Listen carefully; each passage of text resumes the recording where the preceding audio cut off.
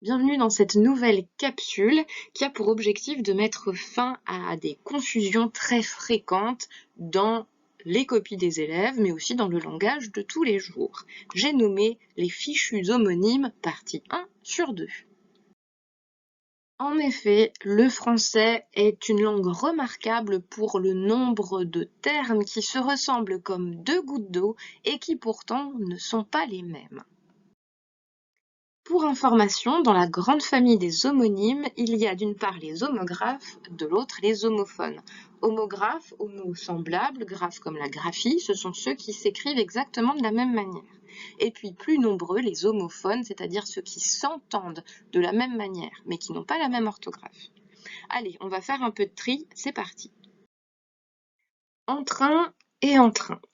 Il ne faudra pas confondre entrain au sens de être en train de faire quelque chose, c'est-à-dire être dans le mouvement de l'action. Train tout seul, suivre son train de sénateur comme la tortue de La Fontaine dans la fable par exemple, où les affaires vont leur train, au sens elles avancent, elles progressent. Ce n'est pas tout à fait la même chose que faire preuve d'entrain. L'entrain, en un seul mot, c'est un nom cette fois-ci et non pas une locution adverbiale. Et ce nom, c'est le dynamisme, la vivacité, la bonne humeur avec laquelle on va faire quelque chose ou qui est la marque de notre personnalité, de notre attitude. Donc on va pouvoir faire quelque chose avec entrain, au sens de vivacité ou dynamisme, avec dynamisme.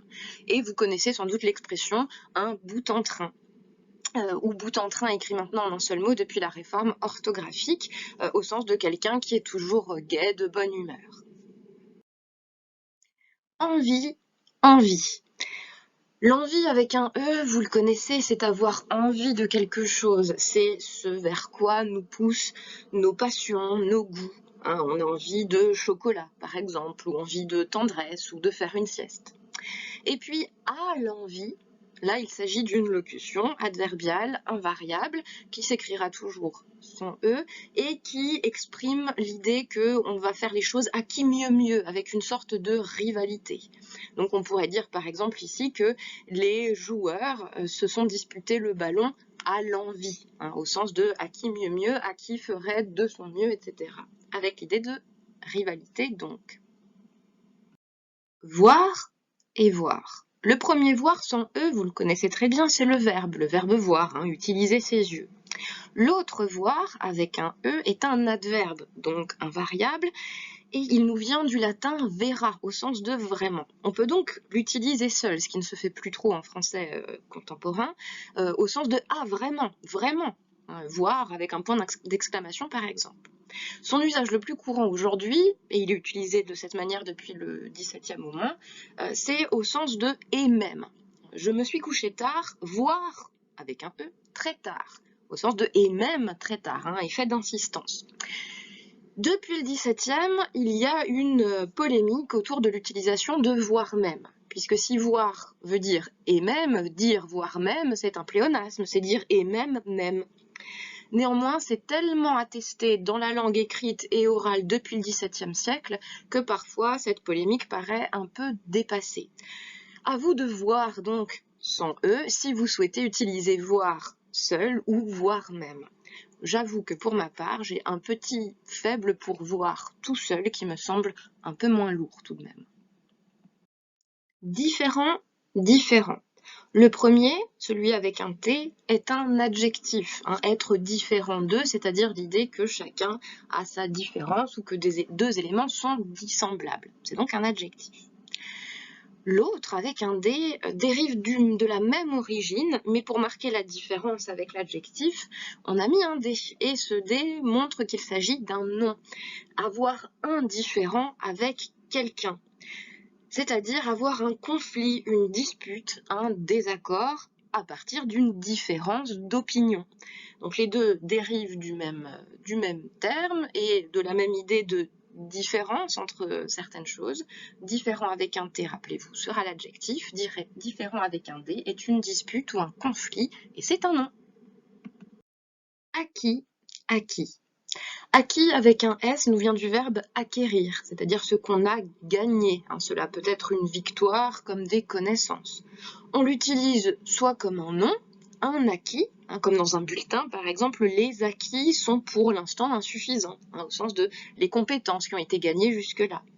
C'est aussi bien sûr le participe passé du verbe acquérir, être acquis. La victoire a été acquise par tel et tel sportif, par exemple. Et bien sûr, on retrouve à la fin du participe passé le S que vous retrouvez aussi dans une acquisition, par exemple.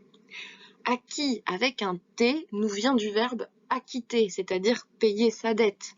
On retrouve le T que vous retrouvez à la fin du participe passé aussi dans quittance ou être quitte. Et c'est ainsi qu'on écrira par exemple par acquis de conscience, au sens de la conscience qui est quitte, qui a payé sa dette. Censé, censé. Censé avec un C, c'est un verbe passif. On l'utilise toujours sous la forme être censé. Être censé plus un infinitif le plus souvent.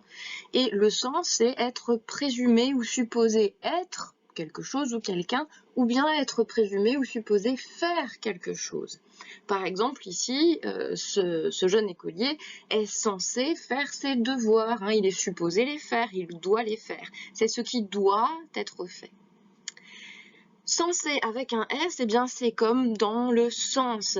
Est censé celui qui a du bon sens, qui est raisonnable, qui fait preuve d'une forme d'intelligence, par exemple. Balade ou balade. Balade avec un seul L, eh bien c'est la promenade, la petite randonnée. On va faire une balade en forêt, en montagne, etc.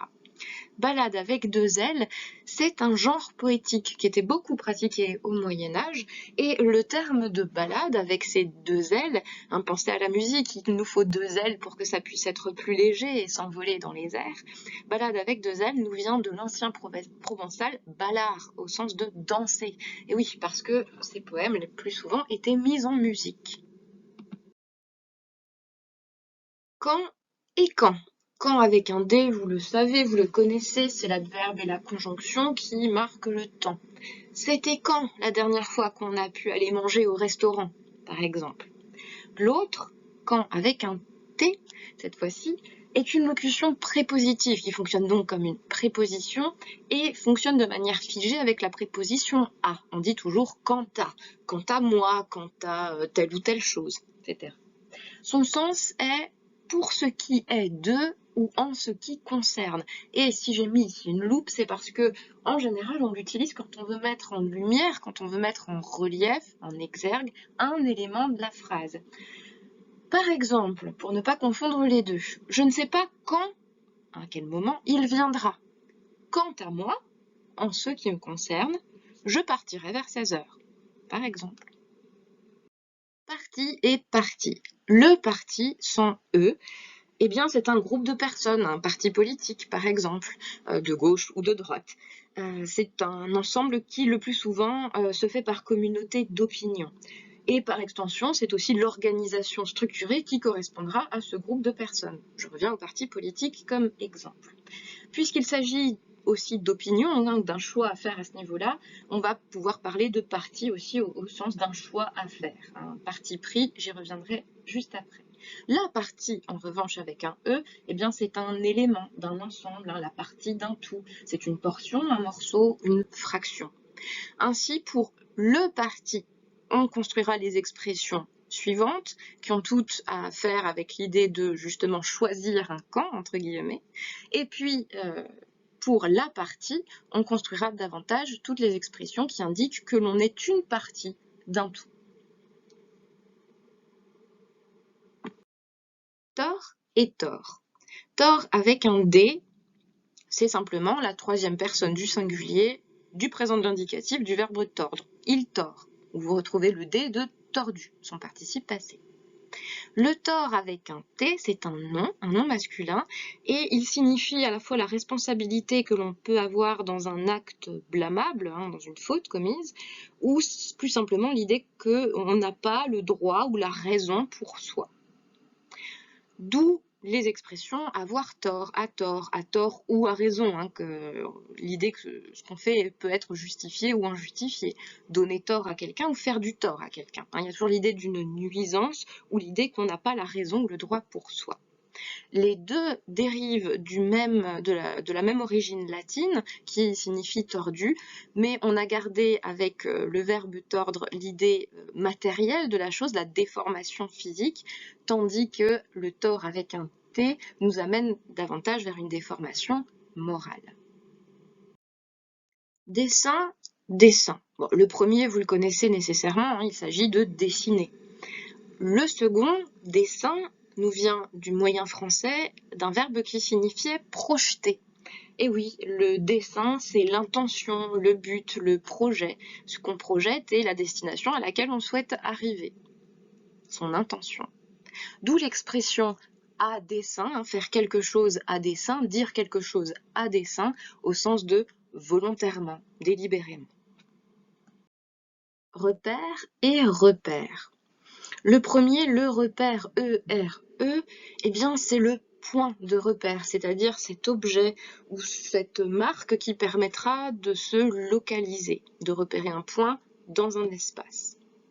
Le repère A-I-R-E, eh bien c'est le refuge, le lieu où vont se retrouver soit des bêtes sauvages, c'est le premier sens, hein, au sens d'antre ou de terrier. Au sens plus figuré, c'est nécessairement le refuge d'individus malfaisants ou quelque peu dangereux, un repère de bandits par exemple. Fond et fond. Le fond, le premier, qui s'écrit sans S, en tout cas au singulier, il en prendra bien sûr un au pluriel, c'est le fond, c'est-à-dire la partie la plus basse de quelque chose de creux ou de profond, le fond du verre par exemple, ou de manière plus imagée, le fond du problème. Le fond avec un S, et qui gardera son S même au singulier, c'est un ensemble de biens. Par exemple, céder un fonds de commerce. Au sens plus large, c'est aussi un capital au sens financier, comme le Fonds monétaire international, le FMI. Subi et subi. Le premier, celui qui n'a pas de T, signifie que quelque chose est supporté, enduré. C'est tout simplement le participe passé du verbe subir. Le traumatisme subi l'année dernière a laissé beaucoup de séquelles, par exemple.